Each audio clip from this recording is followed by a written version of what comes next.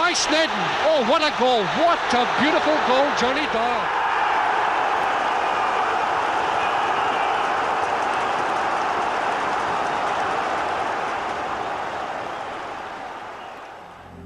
I think he's one of the few people who genuinely would probably have played for Celtic for nothing. As if he just came from the terracing and his dream came true. So I don't think there's players in the modern day game that's similar to Doyle. There was a fan that came good and managed to play for the club. A good man to have in your team is a wee battler, you know. There was never a dull moment when Johnny was about. I love the wee guy with a great wee character, you know.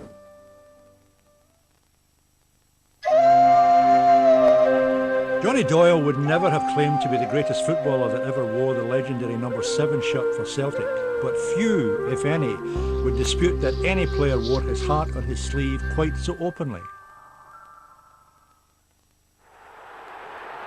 Jock Stein brought Johnny Doyle to his beloved Celtic Park from Ayr United in 1976, and in a Celtic career that saw him make 180 appearances and scoring 36 goals with 1 cap for Scotland. But his earlier years were spent in an area that produced several players who went on to star in the hoops. Doyle was brought up View Park, same place as Jimmy Johnson, and he's very proud to wear the 7 that Jimmy wore. I was brought up about a mile away from them in Birkinshaw, and I stayed next door to Doyle's cousin, so he was doing frequently visiting him, and I got to know him before I even signed for Celtic and whatever. But he was mad passionate Celtic supporter even then, you know, and he was playing for Ayr United at the time. It's Graham towards Doyle going in. It must be no. It's gone over, in fact, yes. The referee says the linesman indicated that Doyle had got the ball over. Well, I first came across John when he was playing with Ayr United, and quite honestly I thought he was a wee nuisance. Very competitive, but after the game very nice to speak to. And then when I moved to Celtic Park, he was a teammate. He always had something to say, funny. And I always remember about John. John used to turn up to the Celtic games, and he's a first team player, and he had a Celtic scarf rolled up under his arm, and so you knew where his allegiances lay. Stanton, Doyle, Aiken, Doyle beginning to wander into the middle. Aiken following up, trying to find Wilson in towards Doyle with a great chance. He scored. Doyle was as wholehearted as you would get. I mean, he just gave his lot for the club. You know, he signed for me United, and I remember I was just coming into the team as he signed. He was just a wholehearted, direct, wore his heart on his sleeve. That's Doyle. You know, he was a real character, a real buzz about the dressing room. You know, always had something to say, but a likeable rogue in a sense. And when he came here, he's obviously a big Celtic supporter. So the hive he got from playing for Ayr United must have been doubled when he came here to actually play for his beloved club. And he played like a supporter. You know, supporters say, if I could play for Celtic, I'd play for, I'd do anything for them. That's what Doyle was like, as if he just came from the terracing and his dream came true. Whittaker, Doyle, who won the heading duel. Craig really on form, a touch to Doyle. Doyle scores number 3. He was a terrific player. He had a big heart, a wee bit reminiscent of Jimmy Johnson, I think, about playing in the right wing position. Not as talented as Jimmy. Johnny had a tremendous burst of pace, and we used to play against him when he played with Ayr United. That's where he sort of made his name. Just electric from a standing still sprint. Used to get me a lot of penalties as well. He used to get into the box, and he was good at that. But a good man to have in your team is a wee battler, you know. On the field, he's a very determined character. I think that was something that was a kind of lifelong ambition and lifelong dream of his. And I think that it came to him, I think he was about 24 when Celtic signed him from Ayr United. So I was probably about 18, 19 when he first came here. I was just sort of breaking into the first team. And he was a big influence on all the young players then. But, only because we could look at him and see somebody that loved every minute of playing for Celtic and really appreciated, you know, the people that supported the club and the traditions of the club and everything, and a real diehard. Above all, Johnny Doyle was unique. No one played like Doyle. He was one that just got his head down, he'd run at defenders, he'd batter through defenders. He was only about 5'4", 5'5", but he'd batter through defenders. He was as strong as an ox. But if he lost the ball, he'd chase back, he'd fight with big defenders, get the ball back and go and put them under pressure again. He'd score a lot of important goals. So I don't think there's players in the modern day game that's similar to Doyle. He just was a old-fashioned type player and never gave up. Craig trying to turn it in, and Fleming got there. Oh, Geoghegan, and Doyle took it! 10 minutes. Johnny Doyle puts Celtic ahead with the most simple of goals. The prolific number 7 is renowned for scoring a few belters, but he will always be remembered for his part in an unforgettable match in 1979. It was a kind of bittersweet one. Would be the time we 10 men won the league. We beat Rangers 4-2 in the last game of the season. Rangers only needed a draw, and we had to beat them. But unfortunately, Doyle, he was so hyped up about the game and everything. He lost his cool for a minute and he gets sent off. McDonald's on the deck. Referee speaking to Conroy, and Doyle getting involved needlessly with Alex McDonald. He could be in trouble here. Referee Eddie Pringle going to have a word with the linesman, and Celtic could be handicapped. Johnny Doyle having his name taken by referee Eddie Pringle, and certainly the linesman made the decision for the referee. It looks as if Johnny Doyle will take no further part in this important championship decider. Celtic down to 10 men and trailing by 1-0. And he was in the dressing room, obviously just crying his eyes out until they found out that we won and they had scored. I remember him coming and cuddling and kissing me and saying thanks. 10-man Celtic trying to get back at Rangers. Aitken's been driving them through. Now here's a great chance on the left-hand side of the box.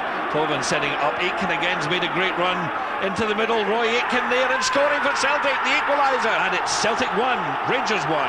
10-man Celtic still going. A chance here for Aitken. Miss hits it. McCluskey turns and scores for Celtic. Aitken missed, but McCluskey didn't. Rangers have the corner on the left-hand side. Cooper. Edvaldson rising, just getting the touch. Russell, and the shot finds the net. And it's 2 apiece with just 13 minutes left for play. Now McGrain pushing Celtic forward. The ball at the edge of the box. Smith there for Rangers. Aitken claims it. Celtic possession. Aitken going through. A chance for McCluskey. McCluskey going round the outside of 2 defenders. McCloy makes the save, but Jackson diverts it into his own net. Disaster for Rangers. Celtic tails up, going for it now, right in the final minute. McLeod shoots and scores a sensational goal.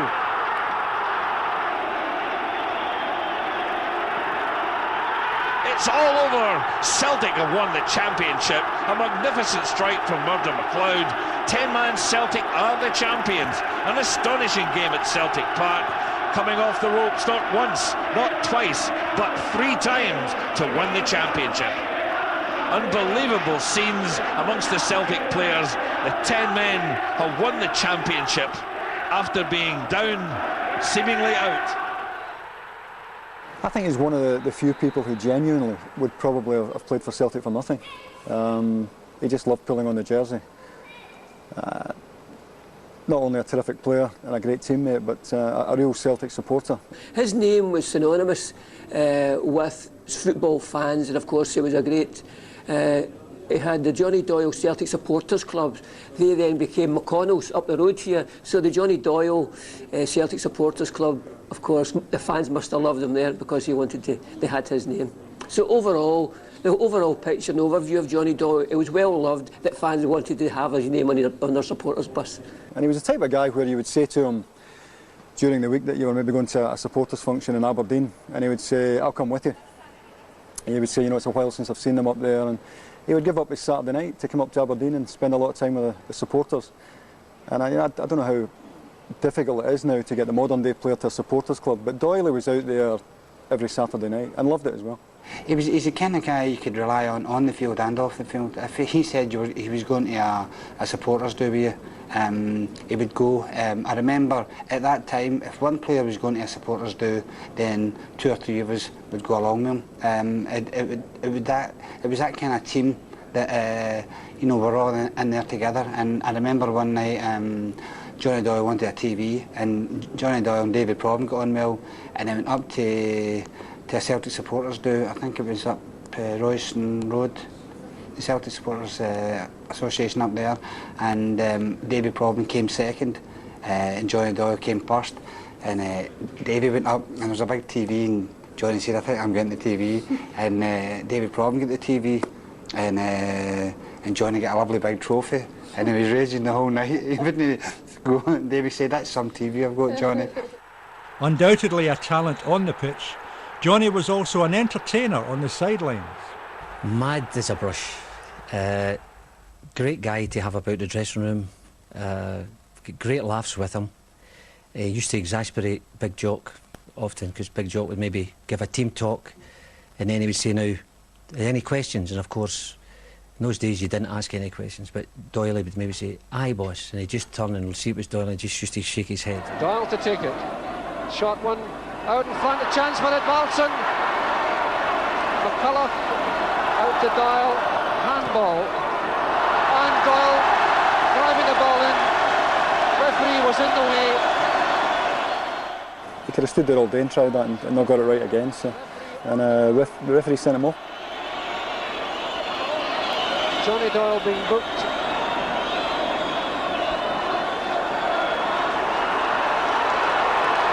Sent off. A sensational and tragic end to the match. Jockstein out. The inspiration has been noisy, and he was, because he's always joking with people, shouting at people, and getting into trouble from the manager or managers for overstepping his mark. He was over-enthusiastic, if that's what I can say, but a great enthusiast, great shining light. It just exhumed energy on and off the park. He was just a pest at times. He was just 100 mile an hour, as I said, and he would never. I remember going on pre-season trips with maybe 4 and 5 hours in a bus in Germany, going from one destination to another to play a game, and you're trying to get sleep, and Doyle would always be up annoying you, and he just never slept. I think he slept about 3 hours a night, and I think he's taking all the E numbers and colourings that you tell your children not to take now. Doyle took them in abundance. Such was his strength of character. His friends and teammates all have favourite moments to share. He was an absolute raving lunatic. And I remember once I'd just no longer got my first car, and I was trying to get out the car park. Doyle being Doyle drove up and left me with very, very little room to get out. So he was trying to squeeze me and I was trying to get out. I ended up, he pushed the whole side of my door in. He just sat laughing and just squeezed the hole, and I was obviously in a panic. My first car, that's my door all smashed in like that. But I made sure he paid for that, you know. But absolute head case. Fierce competitor. Just hated getting beat at anything. I always remember Gordon Smith, who was a good pal of mine, playing for Rangers at the time, and he and Doyle both lived in Kilmarnock. And I remember Gordon telling me that he was late for training one day, and he's battering up the motorway, the dual carriageway between Kilmarnock and Glasgow, to get to training, and he passes Doyle. He's doing about 90 miles an hour, gives Doyle a wave, and he said about 5 minutes later, Doyle goes past him doing about 110. So that was Doyle. I just hated not just getting beat by Rangers on the pitch, but anyway. I remember, you know how you come along London Road to the lights before you turn. We were sitting at the end of London Road, and he was sitting in front of us in his car. And we were third behind, but there was a car in between, one of the players sitting there. And John got out the car, the lights were at stop, he got out of the car and walked back to, I can't remember who the middle car was, who was in the middle car, but Roy Baines and I were in the third one. We were going home to Edinburgh. And John sort of walked back as if he was going to say something to, I can't remember who it was. Instead of that, he put his hand in the window, took the keys out of the ignition, jumped in the car and drove away. This poor soul sitting in the traffic lights, just at the traffic lights, everybody started to toot, no car keys, and Doyle is away up the road. In those days, I think it was Norman Hunter, or one of the English tough defenders, had a black book, and he had quite a few names of forwards that the next time he met he was going to just tick them off and sort them out. And Doyle, only being Doyle, come away with this black book. He had one as well. And sure enough, we thought it was a joke, but sure enough, he kept it in his jacket, and then would be playing a team and he would say, right, that's so-and-so. He said, I'll sort him out here. And actually, he had this at Ayr United, and top of the list was myself, because I was playing directly against him a few seasons, and I actually got him sent off at Parkhead when he was playing with Ayr. And so I knew that he, you know, I was wondering how he would view taking, you know, myself when he came to Celtic. But when he came to Celtic, he was as good as gold, and he just says, right, Andy, he says, that's you, I'm just going to scrub you off the top of the list. He says, seen I'm your teammate now, you know. We went to Carlisle one night to watch a game. One of the boys who went down, I think it was Ronnie Glavin who left, who was a big pal of Johnny's, and he said to me, you want to fancy going down to Carlisle to see Carlisle playing, I think it was Barnsley, because Ronnie went to Barnsley. I went down to Carlisle, so Davy Prover and I were there. So after the game, we went into I think it was a Olympia or something like that on the motorway. And coming out, obviously, we're always full of fun and all that at that time. I went onto the bonnet of his car and just sort of spread myself out. That Bampot just pressed it, was away about 60 miles an hour, and then just braked. I just went right off the car park, bounced out, trousers all ripped, everything, knee all cut. Absolute head case again. Doyle always said he was the man, and when McGarvey signed, we wound McGarvey up to say that he was a man. So him and Doyle used to have a fight every day at training, and they used to have the headlock and see who could hold it the longest. As I said, Doyle was a strong wee man. He used to hold McGarvey for half an hour. McGarvey would fight back for half an hour. The two of them would come in dripping with sweat after training. They worked harder at their scrap than they did at the training park. And he and Frank wrestled continually, and I remember Doyle having Frank in a headlock in Germany pre-season. Lasted about an hour. don't think Frank was ever the same after that. We were over in Germany once, and we were there on a 3-week tour, and after about 2 weeks he kept saying he was the man, and I carried him on, and I said, look, you're not the man anymore, I'm the man, and I said, you better be out here in an hour's time or I'm coming to get you. And the bus was due about in 5 minutes, and the last thing I wanted to say to him, look, I'm coming to get you, and the bus was an hour late, so I came walking along the corridor, and I said, I'm coming to get you, and he was at the back, and all the players were sitting down. I said, are you not out of here yet? He went, no. I said, well, I'm coming to get you. And next thing we were wrestling for about half an hour. I didn't have to train for another 2 weeks after wrestling. He was such a, he actually had me in a lock, and I couldn't get out of this lock. You know, and I said, that's it. I said, you can be the man. I said, I'm not interested. To the utter devastation of fans and teammates alike, Johnny tragically lost his life in an accident at home on the 19th of October 1981. He was just 30 years old.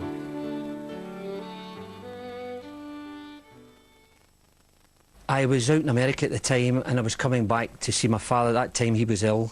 I'd been back for about 2 weeks, and I was just, it was the night, I think it was a couple of nights before I was due to leave. And the news come on the television, and before anything was said, a caption of Johnny's face come up, and I just knew something tragic happened to him. I just had a bad feeling about it, but quite devastated by it actually, because he was such a larger-than-life character. It affected everybody that really knew him. Because it was a sad loss to football in general, and as I say, what a great character, not just for his football ability, he was a great character about the dressing room. He was good for the young boys as well coming into the team, because he always had a word to say to them and always had a bit of a banter with the young boys, which is important. But yeah, it was a sad loss at the time, and a sad loss to both Celtic Football Club and to his family and to his friends. I was sad when I heard it. I really was sad. I couldn't believe it. Couldn't believe it at all. For such a person who's such a bubbly personality, suddenly that was it. That was hard to take. It was tragic. Apparently, I remember just sitting in my house one night, and John Clark, his wife Irene, phoned to our house and told us. Just devastated, couldn't believe it. Never went to bed that night. We came into training the next day, we couldn't train, everybody was shocked. We just sat about, comforting each other basically. It was devastating because I was in the house that night, and David Proven phoned me, and he said, Frank, he said, Johnny's been electrocuted, he's dead. And I said to him, I said, he's not dead, David, he's only electrocuted, it's okay, you can live after. He said, no, he's dead. And I just sat back, and it takes a lot to blow me away, and I sat back and I just put the phone down and went into training the next day, and he was such a infectious character in the dressing room. It was such a big loss to us all. John Clark phoned me at 8 or 9 o'clock at night and to tell me what had happened, and it never really sunk in. And I phoned Mike Conroy, who lived near me at that time, and we both jumped in the car and drove straight to Kilmarnock. And it was only when I arrived at the house, and I remember the horrible sight of a policeman standing at the door with Doyley's training shoes in his hand. And that's when we realised that, you know, what had happened, and the next few days were terrible. Just trying to come to terms with the whole thing, you know. And Davey phoned to tell me, and obviously where I stayed in Newton Mearns, it's only 15 minutes from Kilmarnock. And I can remember driving down the road thinking, oh please God, don't let that be right. But knowing that it was right, because Davey would never have phoned me.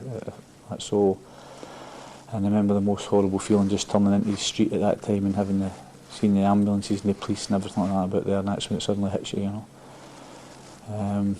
That was a dreadful, dreadful time. For us to lose a friend whom you played with, and obviously these memories keep coming back when you've heard that he's died. But obviously your mind goes to the family. Every now and again, the ex-players that played with Doyle at that time, we still reminisce, go down memory lane, talk about some of the great trips we had abroad with Doyle, some great wind-ups with him, and just what happened in training as well. And as I say, it's a big part of the team left the day Doyle died, and no, it took a long time for the players to go over it. Oh, miss him madly, still miss him, still think about him, back and for it. As I say, it was a pest at the time, but you loved it my bits.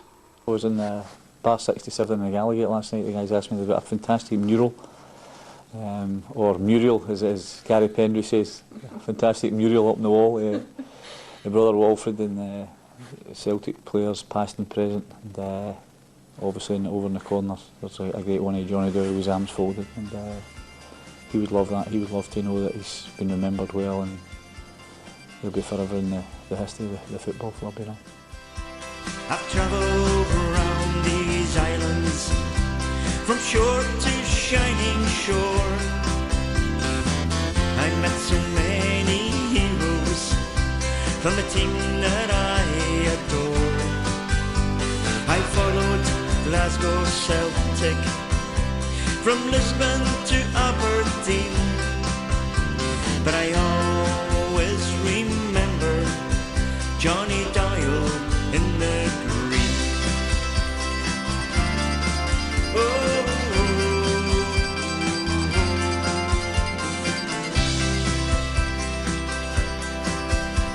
he came from United to join his favourite team, to play for Glasgow Celtic would fulfill his dream. Around about St. Patrick's Day, signed by Ibrox Stadium, played only for the jersey, Johnny Doyle in the green. And Johnny Doyle told me, not long before he died, he says, I love my Glasgow Celtic because I'm just a Celtic boy. Oh.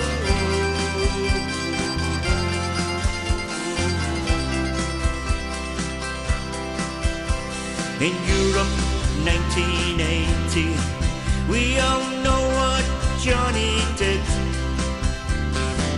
He kept a great performance against Real Madrid. He rose with two defenders to win the ball so clean. With Sabido and Camacho was John Doyle in the green. And Johnny Doyle told me, not long before he died, he says, I love my my Glasgow Celtic, because I'm just a Celtic boy.